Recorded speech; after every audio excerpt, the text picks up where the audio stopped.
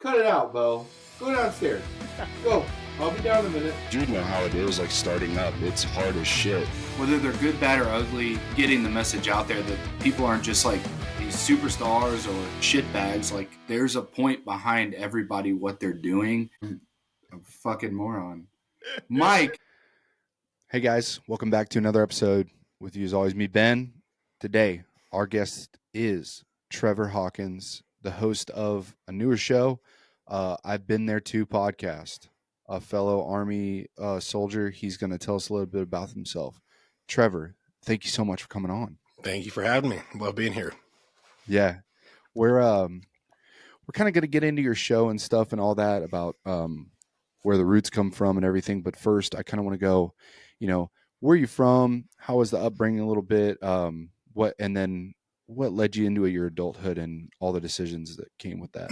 Yeah. So I'm in Utah. As you said, I'm Army as well. And I have been I enlisted into the National Guard when I was 17.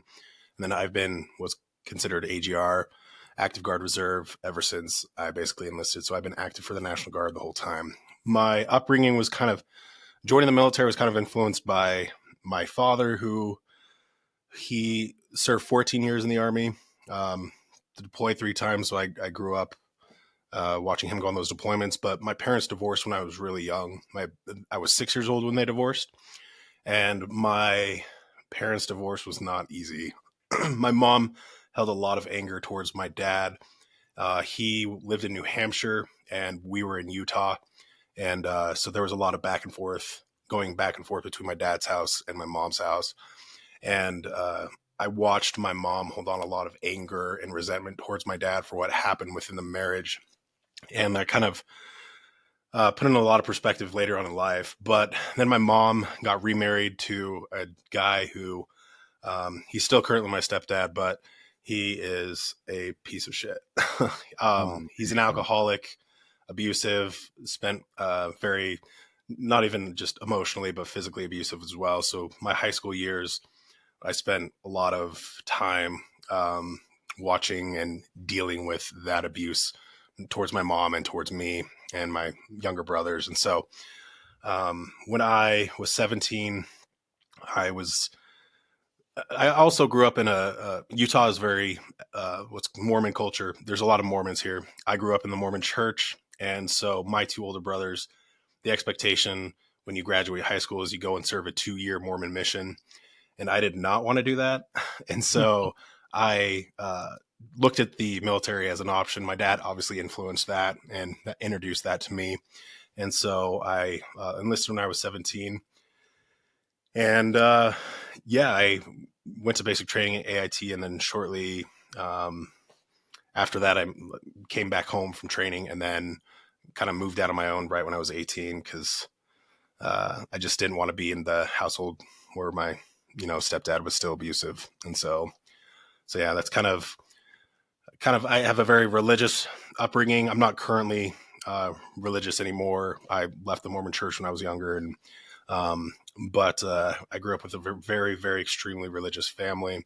And then also just experienced a lot of shit as a kid, watched a lot of things happen with my stepdad and then the resentment that my mom held on towards my dad forever. And so, yeah, that was kind of my upbringing. There's a lot of stories inside that, but it definitely was not an, easy childhood, I guess. Yeah. I don't want to have you revisit a lot of that. I just had 2 questions. Yeah. Okay. One, with your dad what was the gap time between your mom, the divorce, and then her getting remarried? Ooh, that's a good question. It had to be somewhere when I was 11 or 12. So, 6 or 7 years, I think it had to be the gap between her getting remarried. Were you getting to see your dad at all, or was it it was very... Yeah. So interesting enough. And I just want to clarify, you can ask, I'm an open book, ask any question. I will hash up any trauma. I am an open book. I will talk about my trauma. I will talk about the shit I went through. I'm open, so feel free to ask away. But my dad gave my mom permission to move from New Hampshire to Utah, which as a kid I kind of resented for a long time, because it's like, why? I felt like, why would you just willingly give up allowing your soon-to-be ex-wife, and your kids to just move halfway across the country? And so I spent all of my, basically from when school ended at the end of the year to the beginning of school, I would spend my entire summer out in New Hampshire. And then I would spend every other Christmas during Christmas break out there with him as well. And that was just the extent of how much I actually saw him. And then my dad was not involved at all in our lives. He didn't call, didn't check in. It was actually my stepmom who made all of the effort growing up to be in our lives. And she was the one that would send, cards during the holidays, or, I learned later she would be the one that tell him, you need to call your boys. It's been a few months. So, and even to this day, she is an amazing stepmom and an amazing grandma to my kids. And she continues that effort. And I have a great relationship with my stepmom. And so, but yeah, I've since then mended a lot of things through therapy and other things with my dad. But for a long, long time, there was a lot of unresolved issues and unresolved anger that I was holding on to that I had to work through in therapy. And so it wasn't until actually 2 summers ago did I actually go to my dad's house with my kids and actually ask him some hard questions and things that I wanted to know, my whole life. I was at a point in my life through therapy that I had healed from a lot of things, and I had it from an empathetic view of like, the reason why he is today is because of the traumas he experienced as a kid himself, because he did experience a lot of trauma as a kid with his parents. And so I was able to come to a point where I understood that aspect, but I didn't know what it was. And so a lot of the questions and conversations that we had that summer were me asking about his childhood and the traumas he experienced, and finally getting him to open up about the things that he experienced as a kid, to help me have a better understanding to why he is the way he is, and why he is the shitty dad that he was. And so, yeah, we're jumping around everywhere, but yeah, no, you're good. Yeah. I love to hear this kind of stuff. I think that's truly interesting because it's generational trauma is what that is. It's breaking Definitely. all that stuff, Yep. and you had the strength to actually get, instead of just, I'm guilty of it too. Like, there are some things in I love my family truly, but there are some things obviously that people harbor. There's some, that's just how they act. Yep. And you had the strength actually to like at least go and break those molds of, hey, this isn't how it's supposed to be. There's got to be reasoning for this. And once you understand reasoning, that helps you so much understand and be a little more forgiving. So I totally understand. 100%. I'll add to that is like the experience that I had with my stepdad actually put me on the path. As abusive and as hard as that was growing up with him, it put me on a path to want to be better. I never watched my mom experience a good husband, a good, loving, supportive husband, right? I never experienced a father in my life, and my dad and my stepdad, who were there for me and supported me and loved me and gave me the unconditional love that, like, me as a father now give my children. And so early on, like, I knew the things that I knew the father and the husband I didn't want to be through their examples. And that's kind of what set the path for me forward of breaking that generational trauma and stopping that and being the change agent in my life, and stopping that generational trauma was those experiences. So walking through hell is what actually got me to want to break that shit, because I saw that it wasn't going to end unless I stopped it myself. And so Yeah, I agree, and I applaud you for that, man. thank you. The one other thing, and then we'll move past all this. I have, I'll say, friends that were also raised Mormon and stuff. And it's a very strong community driven religion, I'd say. Very much They're so. very tight knit, and I just wonder what was the reaction with the church going on when your stepdad was being like this? There was no. Was it kind of just like Oh swept man. under the rug, or was it? So he was a perfect, like he was one of the best manipulators I've ever met in my life. You know, he would drink himself, like he would blackout drink almost daily. He couldn't hold jobs down because he would show up drunk. My mom is the one that basically supported us financially in her, you know, small salary that she did have. And then he would show up to church on Sundays and act like the perfect person. So, Of course. and so it never, you know, it never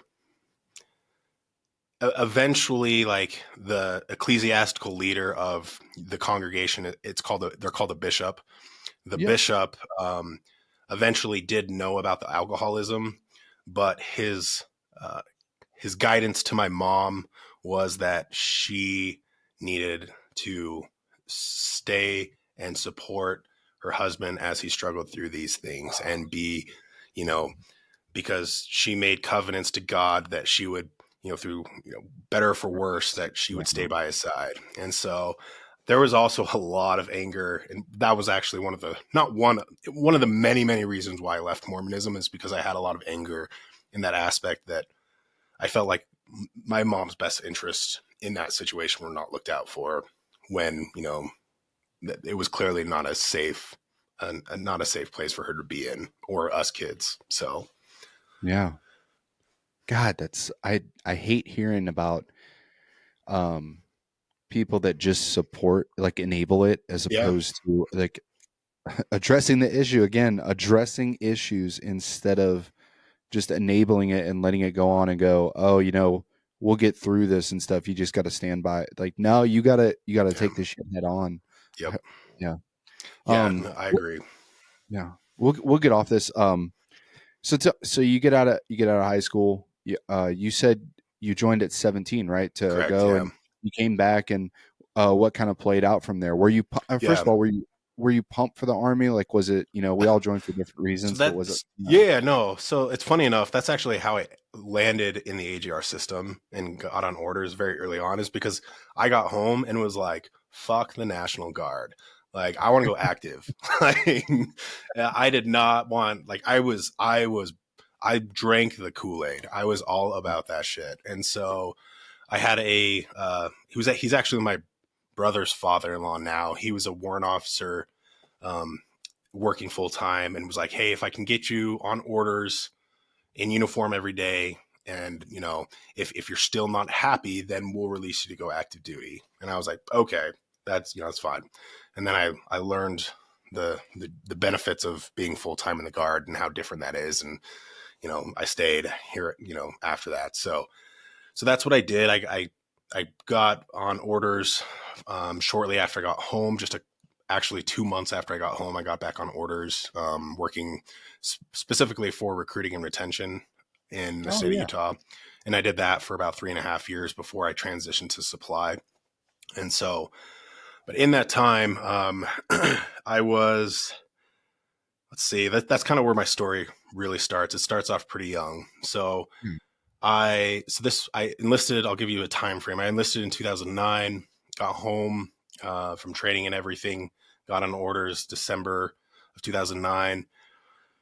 I was supposed to deploy with the company I was with to Afghanistan, but then a month before they were leaving for pre-mob, I blew out my knee, tore everything in my knee, and I stayed home, which was like devastating. And I look back, and, you know, hindsight 2020, there's probably, you know, I believe in a higher power now. I don't know what that higher power is, but I believe in one now. And in some capacity, I believe that higher power put me on that path because of what my life transitioned to be. So I actually met my ex-wife when I was 19.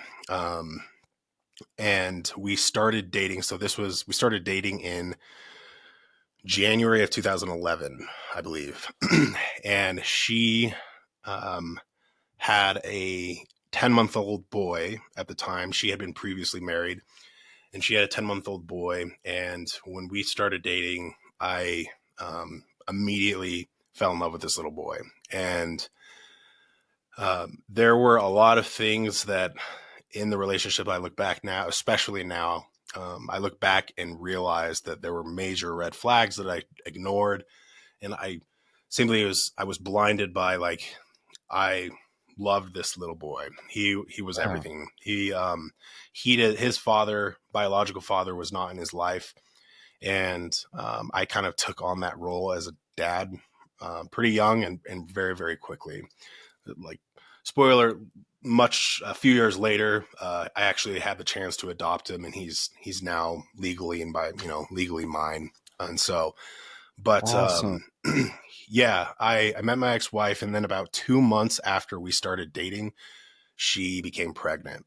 And so growing up in the Mormon church, I felt like it was my obligation to kind of step up and be a man and take care of her and take care of this little boy, and kind of take on that just responsibility. And so we moved in really quickly, shortly after dating.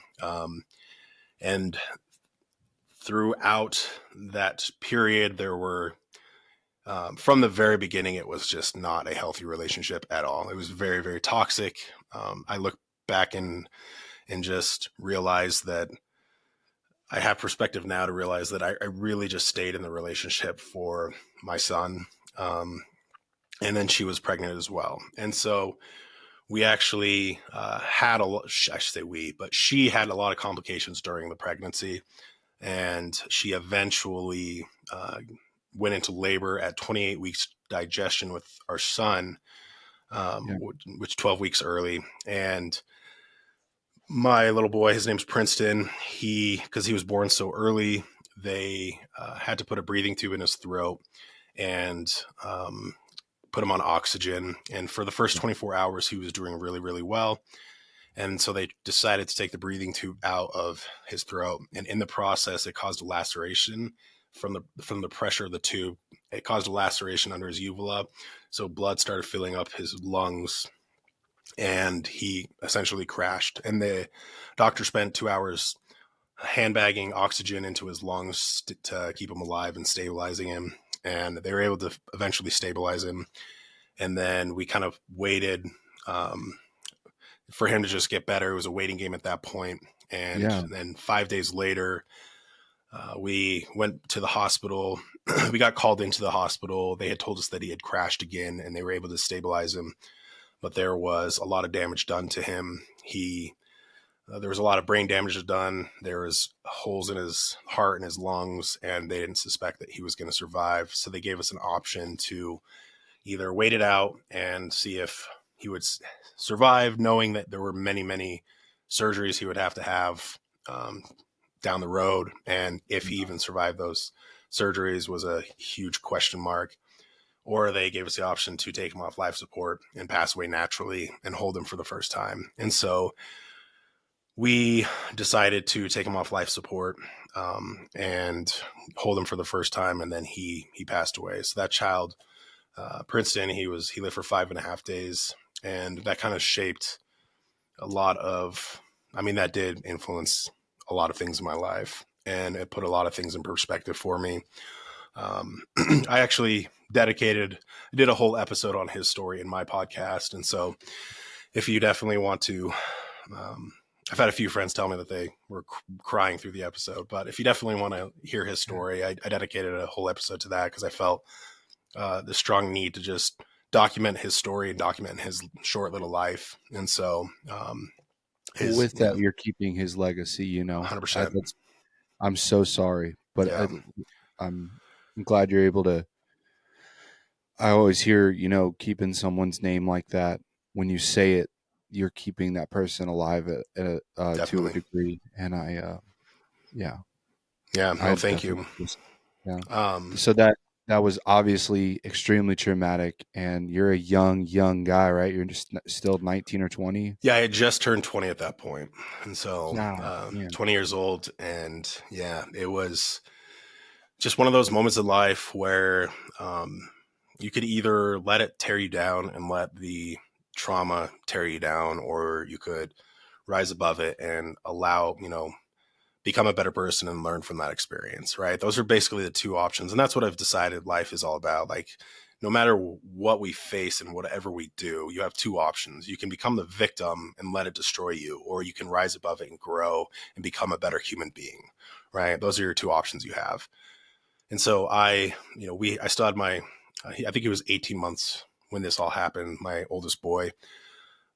My ex-wife was crushed, obviously, and someone had to still take care of our son. And so that is essentially what kept me going. So I put off a lot of that trauma. I didn't really mourn, or, I shoved that trauma down and really didn't mourn or process any of those emotions for a really long time, because I had to be the strong one. I was the male. Males aren't supposed to deal with their shit, right? No, you gotta pick it up and move on. Exactly. And so we ended up having 2 more kids together after that.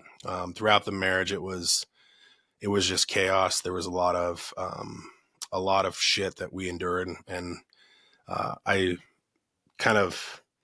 talk a lot about this in my podcast in each episode as I play this out. So you're definitely just going to get a short synopsis of this story. So, but about 5 years into our marriage, I really, it was the first time I kind of started considering divorce and asked for a divorce. Things were just not good. There was a lot of factors that came into play, and we decided to go to couples therapy after, to try kind of like the last resort thing to kind of make it work. Yeah. And so I agreed to go to couples therapy, and we did about a month and a half of sessions before the therapist asked me if I would commit into staying in the marriage and trying to get this to work. And so I did. And that's about a couple weeks after that, I started dealing with major, major depression. And it was to the point where, depression turned into suicidal ideations. And so I'll give you a time frame. This was about 2016. Yeah. So 2016, I started, for about a month, I was dealing with suicidal ideations where every day, every moment of the day, I was thinking of killing myself. And it was September 17th of 2016. I made my first attempt at suicide. I tried to overdose on a prescription medication that I was prescribed to me. And I remember taking the medication and not expecting to wake up. And then the next morning I did wake up. And so the first thing I kind of realized is I needed help, and I was not in a safe place. And so I checked myself into the hospital and spent about a week in the hospital. It's the crazy thing about psych ward is people think that there's really just one purpose of a mental health institution, and that's to keep the individual safe from themselves or others. And so it's not like you do a lot there. I met with the therapist once every day, but the real work towards myself really happened afterwards. So after I got out of the hospital, I started working with my doctor to find an antidepressant and an anti-anxiety medication. Started seeing a therapist sometimes twice a week. I was meeting with the behavioral health program within the Army as well. Obviously, with the suicide attempt, they had to determine if I was still mentally able to serve and continue to serve. And so I, at that point, was put on a behavioral health profile, and just really, really worked my ass off into therapy and working with my doctor, and it took me a long time to find an antidepressant that actually worked. And that was a very, very frustrating process. I probably tried over 10 different antidepressants before I found the one that actually I found worked. And so, I spent those next few months just trying to survive, and I'll talk about my marriage at that point too. Nothing really changed in my marriage. It was like after I agreed to stay in the marriage, it like all the changes that I said, like, hey, like these things need to change for me to stay in the marriage. Like there was a lot of unhealthy tendencies. There was a lot of toxic things going on, a lot of emotional abuse and verbal abuse happening from my ex-wife. And so that lasted about a month before everything kind of reverted back to its old ways. And I think that played a role into why my depression got so bad. I really just felt like I was stuck in a situation that I couldn't get out of. And so, Trevor, I apologize. I heard you tried taking your own life. What kind of transpired from there? Because I want uh, you. What transpired after that? yeah, so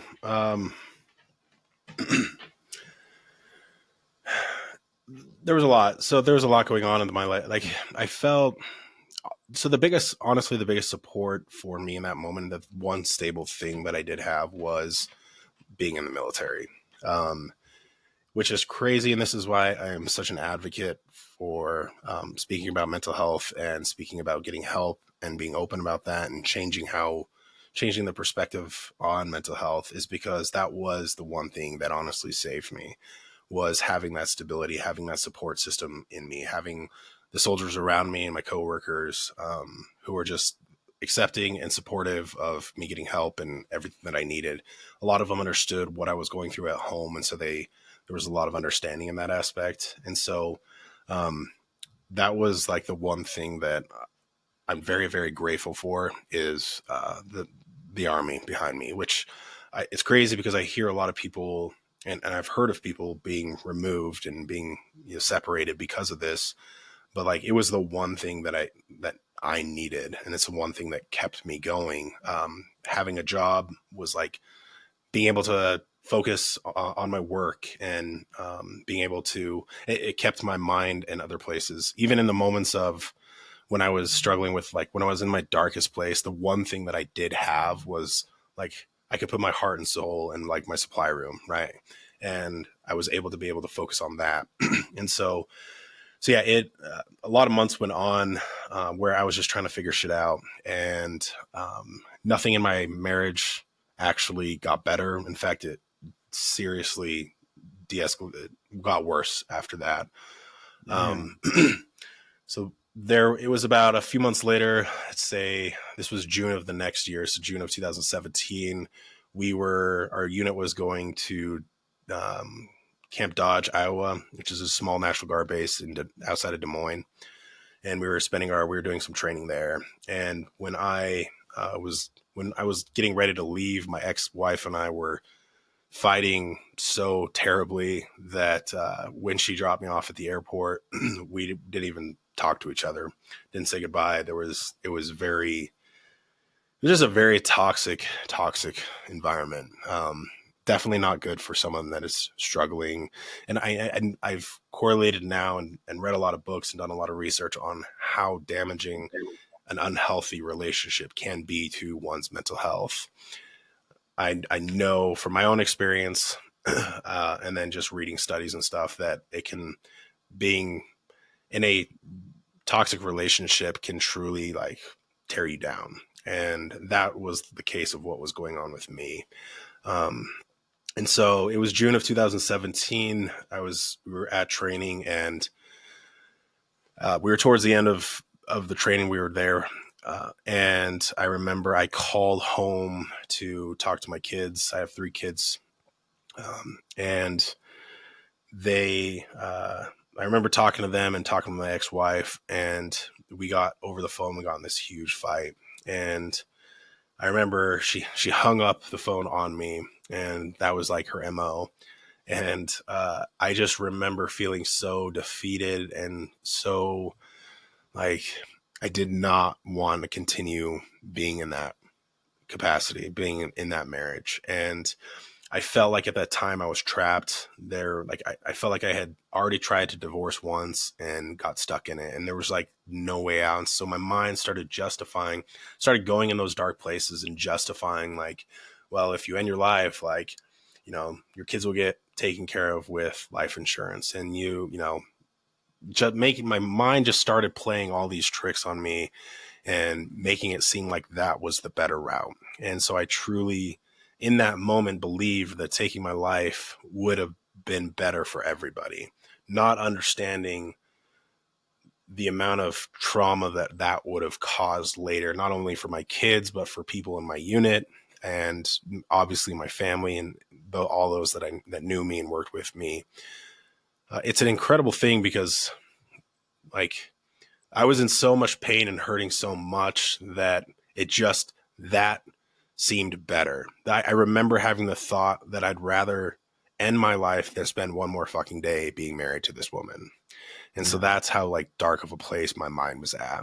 And so I remember that night I was also prescribed sleep medication because with depression and anxiety also comes sleep deprivation. And I had severe insomnia as well. And so I had a sleep medication. And I remember being done and just feeling defeated. And so I Googled on my phone if that specific sleep medication could kill me, in which I read that it could. And it wouldn't actually, like, you wouldn't die from the drug itself, but you would stop breathing in the night because your oxygen levels would become so shallow, you would asphyxiate and die. And so I remember I had looked that up and then walked over to some friends, fellow NCOs, who were kind of making plans to go out that night. And they, invited me to go with them. And I really was just like, no, I'm good. I'm just going to stay back. And she was my S4 NCO actually, in my battalion. I remember she looked at me and she's like, "Are you okay? Like, you don't seem okay." And I was like, no, I'm fine. Like, don't worry about me. The reality is, like, I was not okay. I had already made a plan to commit suicide. I didn't have the courage in that moment to be like, no, I'm not okay. I just made a plan to kill myself and I need help.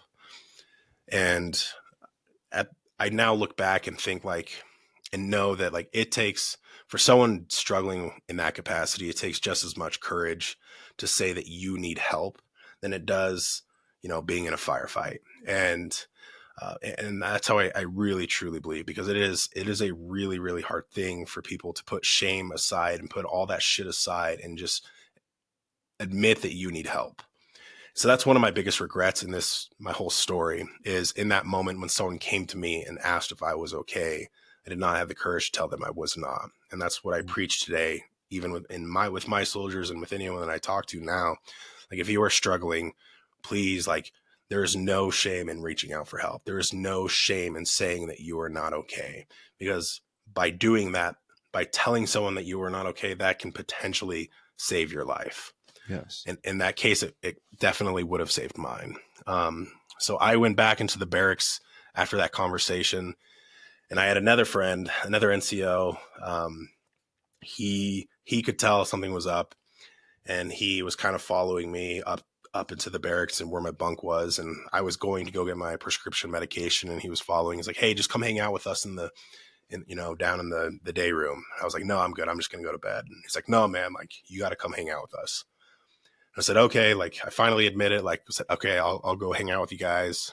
And I was like, "Just give me a second." I went and grabbed my prescription bottle, went around the corner to a drinking fountain, dumped the whole bottle in my mouth, took a swig real quick of water right as he was coming around the corner. And I took all my medication. I told him, I said, "Hey, let me just go to the bathroom and I'll meet you down there." And he's like, "Okay." And then, so I remember going in the bathroom, and this was probably the most profound moment of my life, and something that I'll always be inscribed in my mind forever, is I remember looking in the mirror and having the thought, as I was looking at myself, being like, this is the last fucking time I'm going to see myself alive. And it was a crazy, it's a good reminder for me today, how important working on your mental health is, having that profound moment. But I went downstairs into the day room where everyone else was kind of just hanging out, and I was just sitting in a chair, and about 10 minutes later, I passed out. The medication kicked in. And so everything from this point is what I've been told happened, because I don't recall anything. Yeah. But they first thought, they thought I was drunk, and they thought I passed out drunk. And they're like, no, like when I talked to Treavor, he hadn't drank at all. He was 100% sober. And so they ran up, and they kind of knew something was wrong. So they ran up and grabbed my direct boss, and he came down and immediately knew something was wrong. And so they carried my body into GSA and threw me in the car and rushed me to the emergency room. The closest hospital at the time was actually a VA hospital there in Des Moines. And I was told that the hospital gave me 2 Narcans to counteract the drug. And then because my breathing was so shallow and my O2 levels were so bad, they put a breathing tube in my throat. And so I was in a medically induced, self-induced coma for 3 days. I didn't wake up for 3 days. Wow. And so at that point, my unit had already left because training had ended. And there was a few people that stayed back and to wait for me to get released from the hospital. So when I woke up in the ICU and not really knowing what happened. It was a very, very strange feeling. But as soon as I woke up, they wheelchaired me over into the psych ward, and I spent a few days in the psych ward there. And then my command was able to come up with an agreement with the hospital staff that after about 4 days there, that they would accompany me on the airplane back to Salt Lake City, and that I would check myself or I'd get evaluated by the Salt Lake City VA and determine if I was still a threat to myself at that moment. If I was, they would admit me to the hospital there, just so I could be closer to family, and so they could see me and stuff. And so that happened. I went into the Salt Lake City VA. They didn't deem me a threat to myself at that time. And so I went home, and that's when things really, really got bad between my ex-wife and I. I remember when I talked to her on the phone when I was in the hospital, she was like, I can't believe you did this to me. I can't believe you did this again to me. Oh my gosh. And was playing she was angry at me for that. And that was a very eye-opening experience for me. And that really showed me a lot. But that was my second attempt. And at that point, I was very nervous that the military was going to remove me. I basically begged to my command team, my battalion commander, and a few other in my brigade, basically I need the military. I need to be in here. So I started working with the behavioral health specialist and in the military. And I was sitting down with him for the first time since it was the same person that I worked with before. And so he was kind of familiar with my situation. I told him what had happened and what had happened with my ex-wife previously. And he actually made a comment to me. He's like, it really sounds like you need to get a divorce. And that was the first time for me, someone had really given me permission to get divorced. And, I had made a commitment to myself that no matter how bad that shit got, I went through a divorce. I was a kid of divorced parents, and I didn't want to put my kids through that as well. And so that's what made me commit so much to staying with it in that marriage was I didn't want to quit. I didn't want to give up. And so I didn't want to put my kids through what I went through. And, but that was the first moment of shit, maybe that is something I should consider. And I started working with my therapist, and I came to the conclusion that I knew that if I stayed in that marriage, that it was only a matter of time before I would attempt a third time. And I knew myself, and I had already knew my thought process, and I knew that I was going to make sure that I was successful. I wasn't going to fail a second time. And so that scared the fuck out of me. And one of the biggest things is I wanted my kids to have a dad in their life. There's a statistic that I eventually read that 70% or kids that experience a parent that commits suicide are 70% more likely to commit suicide themselves. And I did not want to bring that statistic onto my kids. I did not want to give that to them. There was so much that I wanted for them. And so I started working with my therapist on preparing for divorce and working to through that whole process. I knew it wasn't going to be an easy process. And eventually, a few months later, I told my ex-wife that was like, hey, like, we need a divorce. We're going to get a divorce. And so that kind of, it was the moment I moved out of our home was the moment I knew that that was the best decision I ever made for myself, because it was like 1,000,000 pounds was lifted off my shoulder being out of that toxic environment. From that moment, I really haven't had any serious issues with my mental health. There's been, of course, mental health is an ongoing battle, and especially with depression and anxiety, it's an ongoing battle that you constantly have to work on. It's just like your physical health, and you're like with PT, if you neglect it for so long, there's going to be issues that come later. You're going to start getting fat. You're starting out of shape. Your cardiovascular endurance isn't going to be, as strong as it once was. Mental health is no different. You have to constantly be working on it to improve it. And it's something that to this day, I still go to therapy. To this day, I still am working on myself in some capacity, focusing on whether it's my spiritual health or my emotional health in whatever capacity. It's still a priority to me. And so I will kind of transition to like how why I became so open and about this experience. About 2 months before I got a divorce, about 2 months after my suicide attempt, I had to go to SLC. I was at Fort Lee, Virginia. Oh my gosh, you still went after? I still went. So the reason why I went is because it was so backlogged. It was so hard at that time for 92 Yankees to get into their NCOES. Yeah. And so some people, I think I waited 1.5 years to get a school date and to actually go to school. And I just didn't want to give up that opportunity. Crazy, I know, but it actually, like, it was one of the greatest things that I needed. And what happened at that projected me on a path to who I am today. And so it was the first day. We were sitting down with our class, and they were giving briefings on all the,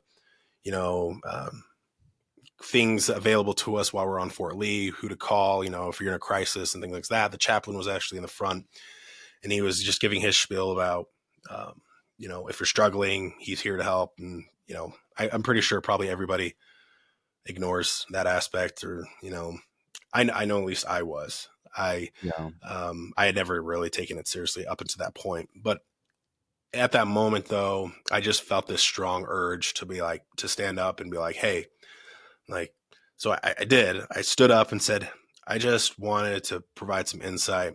About 2 months ago, I attempted suicide. The reason why I'm still alive today is because of soldiers in my unit recognized that there was a problem and rushed me to the emergency room, and they saved my life. I would not be here today if it weren't for those soldiers' quick response, realizing something was wrong and getting me help that I needed. I said, but my biggest regret in all of that is that I did not reach out for help. There was a moment where I could have told someone, because they asked me, I could have told someone that I was not okay and that I was suicidal, and I didn't do that. And that's my biggest regret. So my advice to all of you today is, if you are struggling, no matter what that struggle is, please reach out for help. Talk to somebody. It'll be the best decision that you've ever made for yourself. And so I sat down and feeling super insecure in that moment, like, holy shit, why did I just share that with a room full of people that I just met, a bunch of other NCOs that I didn't know anybody there. And midway through the course, they do your mid-course counseling. And one of the instructor that gave me the counseling, went through the counseling. He's like, on another note, he's like, I wanted to let you know, it's like, I really appreciate what you said at the beginning of this course. He said, I want you to know that there was 3 soldiers that day. Because of what you said, they reached out to the chaplain that day and said that they were inspired by your words to reach out for help because they were dealing with some serious shit in their personal life as well. And he's like, they reached out because of you felt the courage to stand up and share your story and say what you said. And from that moment, I fucking knew that there was like, I could not share my story. That me being open, raw, and vulnerable about my experience and that what I went through, especially within the military community, will seriously help people. And there's not a moment, I committed to myself, there's not a moment that I wouldn't be open and willing to stand up and share my story if the time came or if the opportunity arose, because people will learn from you and people will see your courage and your strength in standing up in front of them and saying like, hey, I fucking struggled. Like, I attempted suicide twice, and, you know, I'm getting the help that I need, and it's okay to do that. And so from that moment, that shaped everything in me.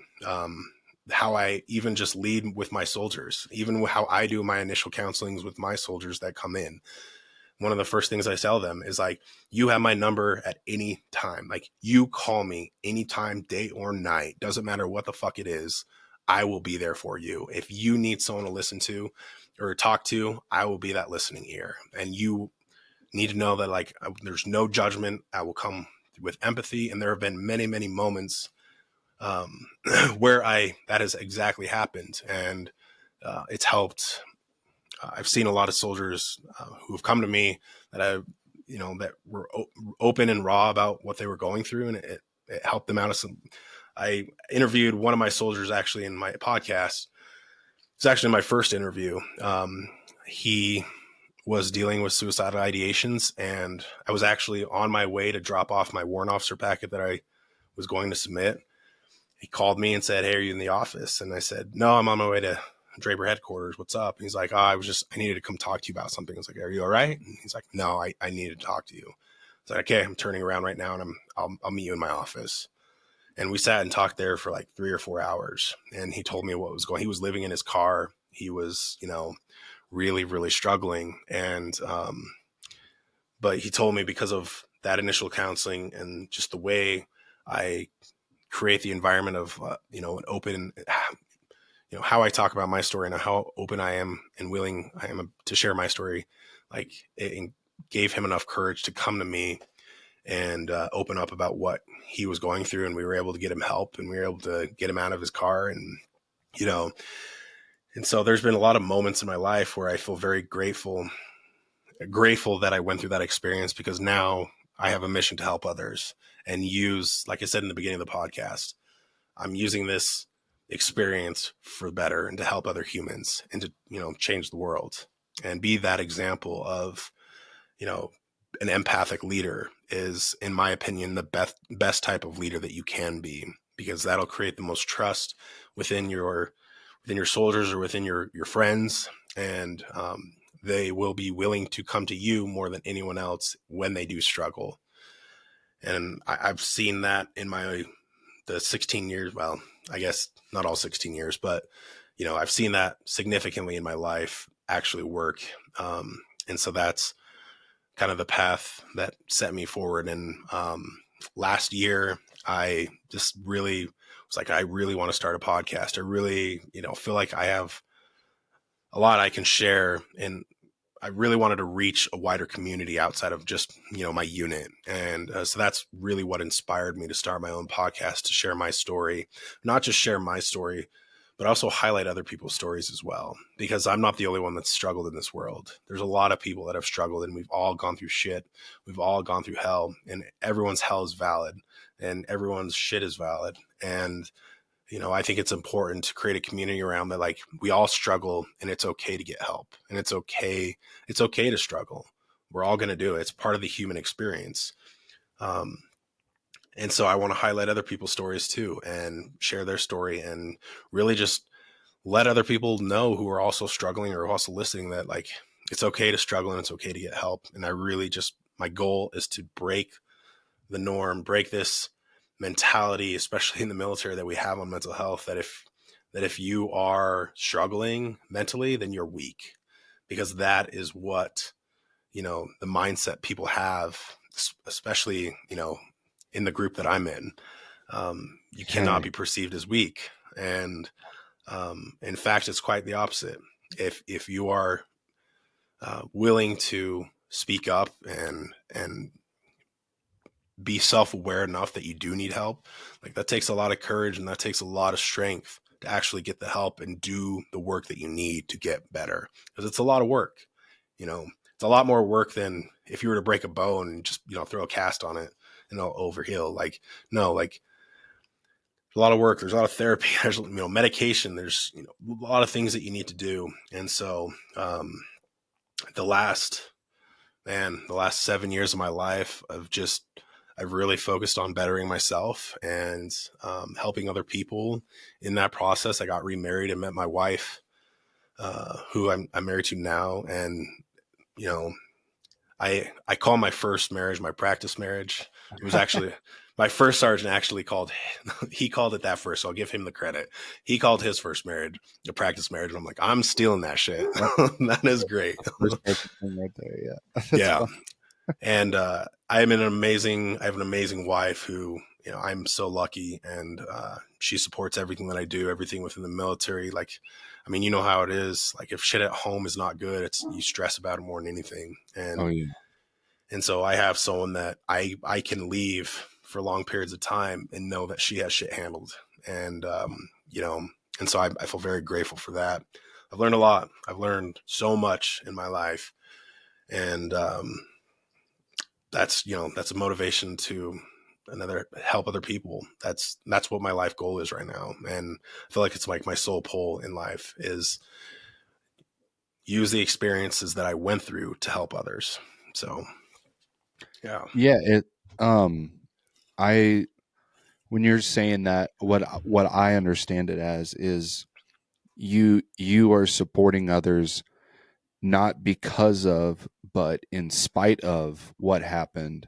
Yeah. I am still here. I am able to do all this. There's ways for this to work, Yep. for life to work, and that's honorable. With all that, that was an amazing timeline. It's full of ups and downs. Do you find yourself just propelling? I know obviously we talked about there's it's an everyday struggle. Do you find yourself still mountains above, or just little peaks above where you were, let's say 10 years ago? Do you Yeah. find yourself way better? So yes. And yeah. Okay. So I'll answer this question in two ways. Yes. So my mind, whenever I have like major struggles, major things that come. So my divorce was not pretty. It was not easy. It took 3 years to get divorced because we were fighting over custody. And then we've been back in court ever since. So there were a lot of moments in those times where I really, really struggled, and those suicidal thoughts did come back. The difference between 10 years ago, and now is because I've been in therapy for 9 years now. I have learned so many tools to help myself in those moments, right? The first thing is being able to recognize like the triggers, or recognize when I'm down, or when those intrusive thoughts start coming in. So the first thing is being able to recognize that, and maybe those triggers of what happened, and having a plan in place, right? In the medical or the mental health world, you call it a safety plan. And for me, in my safety plan, the first thing that if I have an intrusive thought, I have to, in order for me to process that intrusive thought and let it go, I have to tell someone. And for me, that's my wife. And I have an amazing enough wife that it doesn't matter how bad it's been or how bad that thought is. It's like, hey, like today, I really just had the thought that I just did not, I didn't want to be here anymore. Why? What's the purpose of even fighting for my kids when their mom makes it absolutely living hell to do so, and being able to I have to be 100% open and real and like honest about what is going on. And I found that for me, that helps me completely be able to process those things, and rather than holding them in and them building and growing, I'm able to process them and release them. And, they no longer grow like they used to. And so, you get better at recognizing these triggers, and you get better Like when I know something traumatic, like I know something major is going to happen in my life, like maybe, you know, I have a court date coming up and the judge is going to rule on something, whether it goes in my favor or not. Like I'm prepared for that and I'm ready. And so I prepare myself mentally for those things and recognize those things, you know, and maybe I can't prepare for it. And that's where those tools come into play. So that I've learned over time of what I need to do to stay in a mentally healthy place. So yes, like I still have intrusive thoughts, but like I have learned all the tools and the ways to keep those intrusive thoughts from growing and becoming bigger than what they need to be. Does that make sense? Yeah. No, it's a perfect explanation. That's a really good way. Me and my wife, we've learned that through our marriage. We've been married for 8 years now, and there were some not so pretty times with deployments and training, and a lot of ups and downs. But we learned if you are completely honest about what the issue is, which is very, very hard to do because you love them, you don't want to hurt their feelings or anything. Of course. But if you are honest about it, it helps so much of like getting it out, and then you say, maybe I just needed to tell someone that for them to understand how I'm feeling, and then that slowly regresses. It gets better and better, and you feel a little, and you can control it, I guess, better. 100%. So I totally understand. For you, I know you're kind of in a different boat with getting mental health resources, right? Because you're not on an active duty base, like one of the large bases and stuff like that. For me and the places I've been, behavioral health has always seemed like at first you're scared, like we talked about, you know, there's a bias behind it. And then as you get older, I've even went, but it seems either very congested or not. It doesn't look like they're trying to solve a lot of problems. Sometimes it seems like they're just trying to put a Band-Aid on you so you can continue to do your job. Yeah. What do you find to be the best resources for mental health? Obviously, besides like we talked about, that outlet person that you have. Yeah.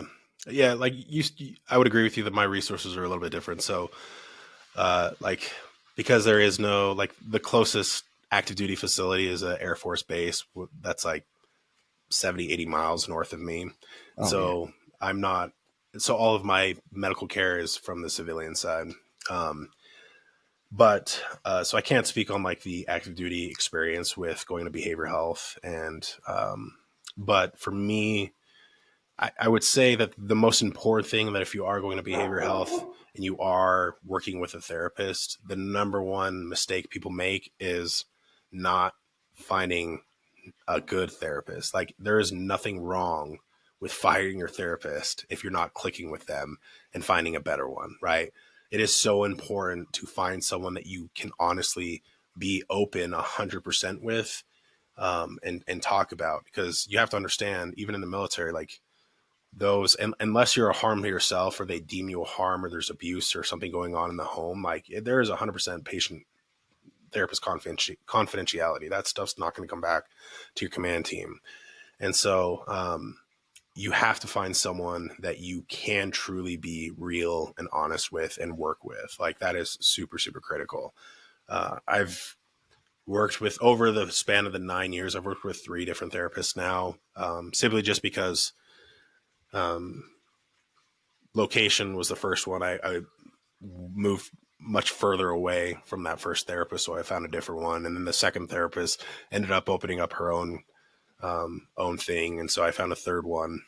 And I've been very fortunate with my therapist. And maybe it's my personality. I'm honestly such an open book. Like I will tell anyone anything. I don't care. Like it's like shit. Like what are you gonna judge me? Like I've attempted suicide like twice. Like what are you gonna judge me? You know, like I don't give a shit. Like, you know, like, but I would say that's one of the biggest things. The second thing is also doing things for yourself, finding ways at home that are like, we'll call it self-care, right? Self-care. And for me, I competitive bodybuild for I've been doing it since 2014. And so for me, getting back into the gym and getting back into bodybuilding was that self-care for me. and because it gives me so much drive and goals and purpose outside of like being a father, the military duties and responsibilities. And so for me, that was such a huge part of my mental health was being able to, focus on self-care and finding things that I love, specific just for me. I mean, bodybuilding is one of the most selfish sports you could ever do because like your sleep has to be perfect. Your meals, you're eating on a specific schedule every day. Like you can't go out to eat all the time. So it's like, sorry kids, I don't know, can't get McDonald's because I gotta, over the time I learned like I would bring my fucking Tupperware in McDonald's. They would buy McDonald's and I would eat my meals, Yeah. But I would say like self-care and finding things like a hobby, something that you enjoy for yourself, something that you can do for yourself every day or, every week or something. That is also like one of the most important things that you can do for yourself and your mental health is you have to prioritize yourself. You cannot neglect yourself because even as a father or a leader or whatever it may be, like if you're not prioritizing yourself and you're neglecting whatever, then you cannot show up for everybody else. You cannot be 100% your best if you're not prioritizing those things. So that's another major thing that I definitely realized that I was neglecting was I was doing everything for everybody else. I was doing everything for my kids. I was doing everything for my ex-wife. I mean, I even picked up a second job on the weekends when we were on pass. Just so my ex-wife could stay home with the kids. I mean, you know how great we get paid. It's Oh yeah. yeah. It's it's great.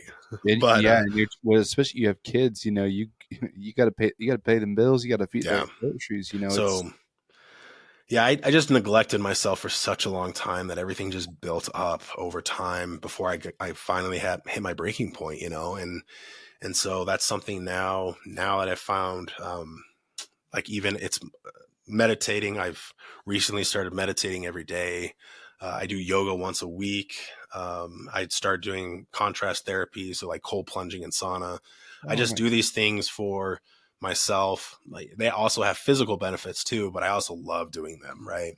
And so you have to find things that are hobbies or, maybe it's not a hobby, but things that it could be a hobby. It could be just like painting. Like, my wife, she's not creative at all by any means, but she buys these little like painting easel things that have the lines on it and the color. Like she loves doing it, but that's her like, that's her time where she's able to disconnect from the kids and just give herself 20 minutes every day, And so that's the other thing is making sure that you prioritize yourself and your health in all aspects. So.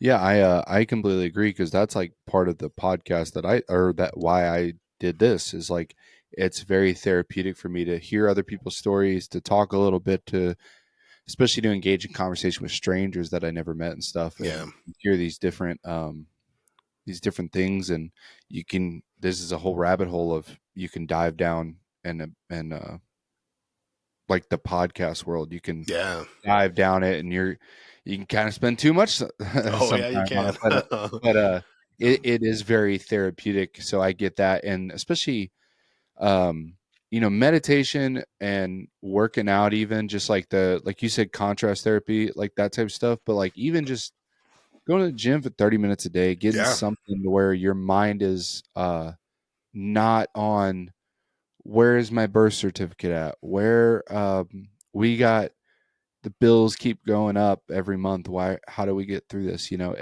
just a little gap to give yourself a breather is critical. And also the other part you mentioned about therapist, truly that's a great mark for it. For active, obviously you can go to BH, or the ones I found, you can go to Military One Source, and they'll give you a free year of sessions, as well as if you go on BetterHelp, I'm not a sponsor or anything, but they it was like you put in your military and that you get paid this much, and they'll work with you on payments that it's very, very affordable. And I found through that, not only was I more open because I'm like, They're not affiliated with the military, so Yep. there's not even a thought of that. And secondly, like you can just change your provider because it's Yep. all FaceTime calls and stuff. So I highly agree with that. This is all solid stuff, Trevor. Like you're Thank you. making all the right marks. I think their show is something that's going to be eventually it's going to be very big, probably because your message is universal, especially to military, but universal in general of Yeah. coming through that struggle of common issues that the everyday man or woman faces, and you're trying to 100%. you're trying to like, hey, this shit is okay. Like quit. Let's all quit pretending that it's an unspoken. Like just get away from it. No, it has Yeah. to be talked about, and I love that. My doctor, when I first met with him after my first attempt, he actually was just like, you need to think of it in this way. He said, you need to think of it like, why do we not take our mental health as serious as our physical health? It's like, if you get sick or you break a bone, what do? You go to the doctor. Like if you need a serious antibiotic, you break a bone, you go to the doctor, you get a cast. You know, you do an annual check-in. Well, you should do an annual check-in with your doctor, right? He's like, but like people do not take their mental health the same seriousness as their physical health. It's like, even if you were to just see a therapist once a quarter, just so you had somebody to talk to like, you know, someone that's not associated in your life, that has no ties to anything, you could just vent about anything, you know? And so he's like, that is what we fail as humans fail at doing, is taking our mental health so serious. And I was like, oh, that makes complete sense. Like, you know, I have my entire life, I've always put in so much priority to my physical health, and I neglected my mental health so long. And so now there's three kind of pillars that I am focusing on and trying to put so much effort into, which is your physical health, your mental health, and your spiritual health. Spiritual health has kind of always been a struggle for me, especially being raised in such an extremely religious home. Yeah. And it took me a really long time to finally accept what my spirituality looked like to me. And I always kind of, you know, the Army always puts emphasis on your spiritual health and putting importance on that. But I was just so turned off from my upbringing in the Mormon church and being raised in an extremely religious home that it was only until last year did I really find my spiritual health, which is honestly like projected me healing in so many ways. And so, yeah, that's kind of like, if you can focus on those three things in your life, if you're struggling, like your mental health, your physical health, and your spiritual health, they all will coincide with one another. They'll all kind of, if you're putting effort in those three things and trying to improve yourself in those three things, they all kind of work together to overall like heal and grow and help you. And so that's That's why they're pillars, man. That's why they're pillars. They're gonna hold you up. That's right. Exactly. I want to end it on that because you showed us where you're from. You showed us your story. You showed us why you're doing it, and I can't wait. I'm gonna hop over to it, and I'm sure the listeners will. Can you let everyone know where they can find your stuff at? Yeah. I've been there too, is on Spotify, Apple Podcasts, Podbean, and Amazon Music. You can also, I'm not as great as on my social media as I'd like to be, but I've been there too. I've been there too _podcast on Instagram. I try to post on there, but I have all the links to the podcasts on the Instagram page. But that's where you can find the podcast or where you can get a hold of me. I mean, that's how we got a hold of one another. So yeah. I'll have the social also and the link tree or however we want to post, but I'll have it down there. And yeah, I hope everybody takes a listen to Treavor, because from what I heard, this was a story of triumph. So Treavor, thank you so much for coming on here. Thank you for having me. I really appreciate it. So yeah. All right. Thank you guys for listening. Tune in next time. Take care. Bye.